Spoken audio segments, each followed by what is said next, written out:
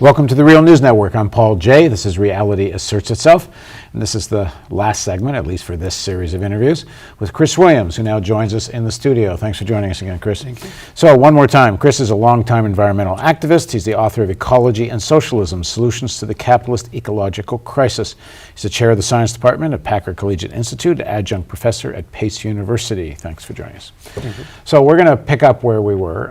You probably should watch the other segments because we're dealing with the climate change crisis and whether or not capitalism can provide any solutions to it. And I think Chris has more or less reached a conclusion. That's not very likely. Let's deal with that. So first of all, assuming that we kind of do business as usual for the next 20 years or so, if we can probably look out that far.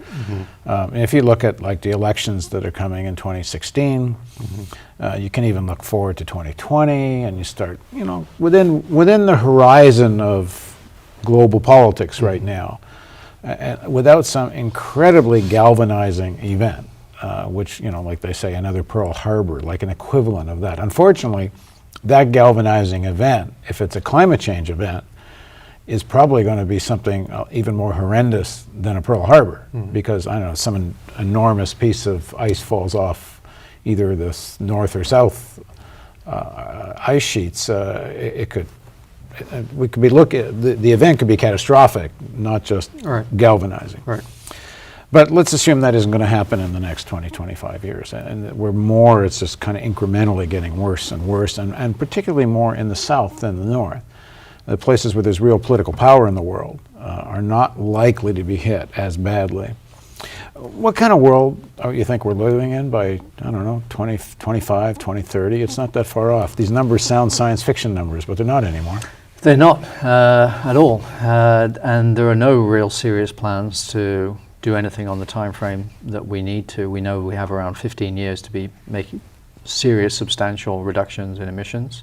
And it's not going to happen. No, well, who knows? I mean, I think that's one of the great unknowables. I think let's say it doesn't happen. Okay. Then what's the world look like? If it doesn't happen, then we're heading towards a world where we'll already have a good idea of what it's going to look like in terms of there are going to be situations of extended drought. We're already seeing the whole of California is in drought right now.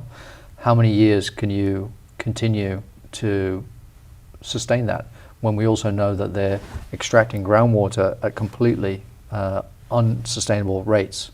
And so California is not a part of the United States that can continue doing that for very long, even without climate change, which we can see is already severely affecting things. How many times are you going to rebuild a city like New Orleans? Miami is completely threatened by climate change from both sides, actually, and is a city living on borrowed time in many regards. How many more Typhoon Haiyan from last year can we think about coping with when they come not once every 5 years or once every 10 years or once every 100 years as it used to be, but perhaps every other year? How many times are you going to be able to cope with spending $50 billion to rebuild New York City without taking much more longer-term making much longer-term plans? They are making longer-term plans. They're going to put buildings on stilts. They're going to make everyone have parking lots as the first floor. It's all about, well, we have the money, we can deal with it. Right. I think, there is this shift towards, we'll just adapt, right? There was always these two sides of the story, mitigation or adaptation, and now it's like, well, let's just give up and let's just try and adapt and live in a different world, a warming world. And mostly, I think, for the elites anyway, they realize it's mostly the poor they're going to get screwed, and they're getting screwed anyway. So what's one more thing? That's one way, certainly one way of looking at it. The problem is that it's going to affect them too, because. Well, I actually want to go the other way. Yeah. For people who are poor, it seems abstract. Like we're in Baltimore, and there's tremendous poverty in Baltimore. And Maryland has some of the biggest income gap in the country. I think actually is the biggest income gap in the country. Right. We have more millionaires in Maryland and more poor people in one place. But when you're fighting so hard just to make a living, to be able to eat and pay rent, and you're dealing with all the social consequences of poverty, including the high crime and violence rates and such. This whole climate thing seems abstract. I think it can seem abstract in some ways until you are paying more for food, you're paying more for gasoline, you're paying more for your heating, you have to have your air conditioner on more, so you've got higher electricity bills. There's ways in which climate is going to completely devastate people who are already living on the edge. I mean, we saw that in 2008 with the food crisis, where food increases in price by 30, 40, 50% or more. And if you're already spending 2/3 or more of your income, as many people in the global south do, on food, you can't sustain that. And agriculture is going to be one of the most effective things. Absolutely. All of the reports indicate that yields will go down. There are some places where you'll have to completely shift what crop you're having or growing, as they're doing in California right now, reconsidering that. The problem is that then capitalism intervenes and you don't necessarily get the crop that you should be growing on that type of soil with that climate. You get the crop that will make the most money. And so, which may draw more water out, which is absolutely happening in California. So I think that there are ways in which, to your question, that climate is becoming more and more real in the way in which it did during Hurricane Katrina and the social devastation and the racism that was so evident to every American as a result of that. So I think by 2030, all of those kind of events that I mentioned are going to be coming much more frequently and much more severe.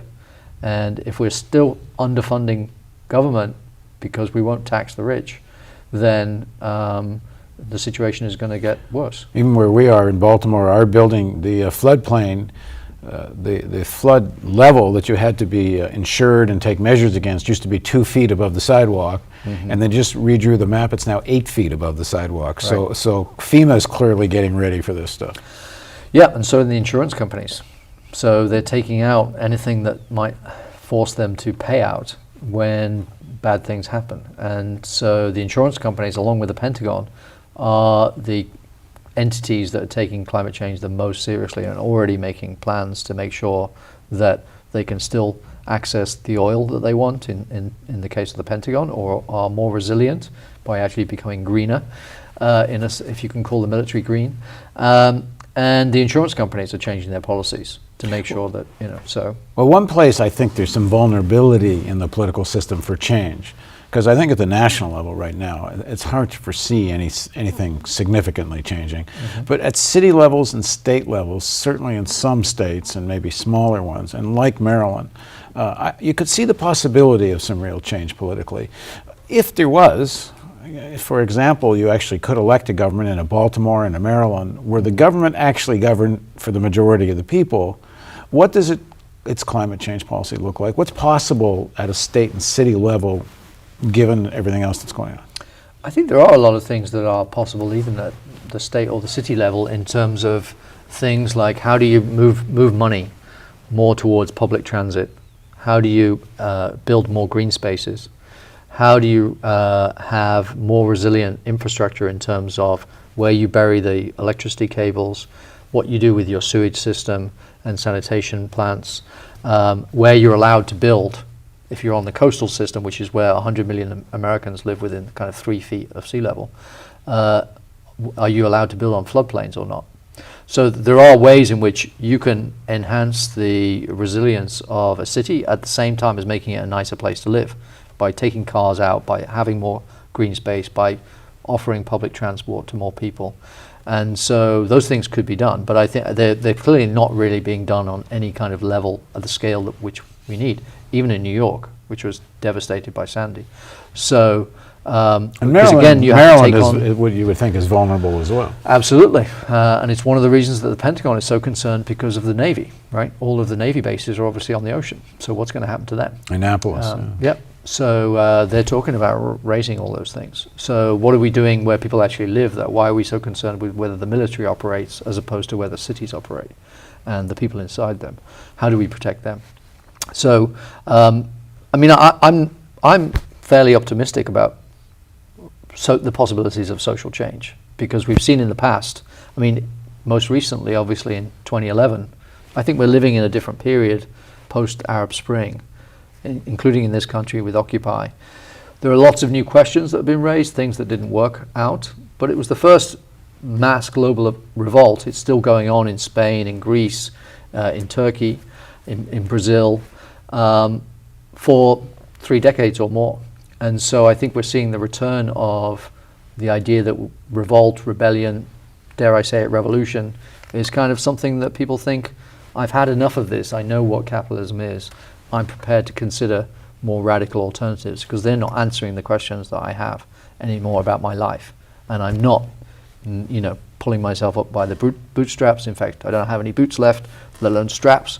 So what am I going to do, right? And I think the idea of socialism being a bad word is changing, even in the United States. And the polling shows that. Absolutely. And I think that that's significant. And, there's a reason that most people don't vote in the United States, because why would you, right? There's 2 parties who say the same thing, more or less.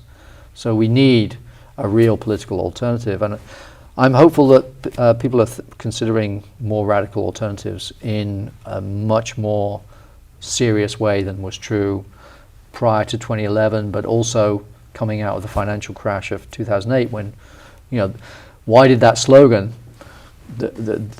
we got sold out, the banks got bailed out, why did that become so resonant, not just with the United States, but all around the world? Because it's like, it was true. And people are living in the same situation, even if it's at different levels.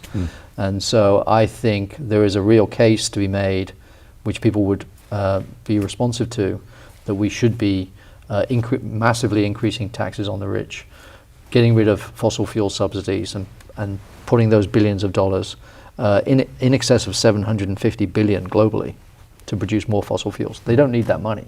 Subsidies. Putting that towards to research and development and production of renewable alternatives such as wind and solar. Wind now being cost competitive. Solar has decreased by 99% costs since 1980 and is still going. So there are real alternatives, even within the system, for actual structural change. We need to get the money off the rich and redistribute that to socially progressive causes. We need to get, talk about new taxes. It would be nice if US corporations paid their taxes that they already should do. 2/3 of US corporations pay no taxes with all their scams.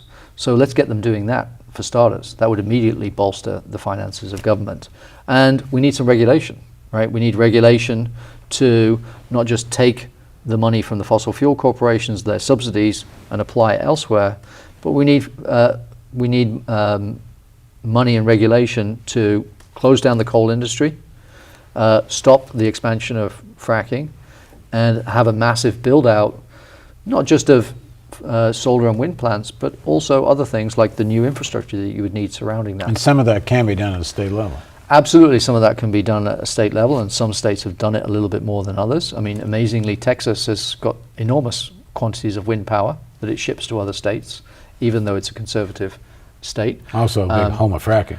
And the home of fracking, yes. So there are lots of contradictions, but it's not impossible to see us being able to build a movement that is strong enough to win some of those changes. Because I think we need to operate on 2 different levels. One is some genuine reforms, not the false solutions, the geoengineering or the cap and trade stuff, but real solutions such as regulation, taxation, holding the corporations accountable for their pollution. I think those are things we need to do because we need to buy ourselves some time, quite clearly. We also need to get organized because we're not very organized at the moment. And we need to have independent, democratic in the real meaning of the term, politics and organization. But I think we also need to keep in mind that we should have a bigger vision for change. That the be-all and end-all of life shouldn't be how much money you're making and how many things you could buy. Because that's what capitalism really forces us into, right? We measure our self-worth by the kind of things that we can buy and have bought, as opposed to how do you measure human happiness through the relationships that we have with each other and with the earth that we depend on. Right. And live in a system that's not based on competition, I should say, and money, but is based on cooperation and real democracy, where you're not continually building and growing, but you have a complete reevaluation of what is, in fact, valuable. Very good. Thanks so much for joining us. Thank you. And thank you for joining us on Reality Asserts Itself on the Real News Network.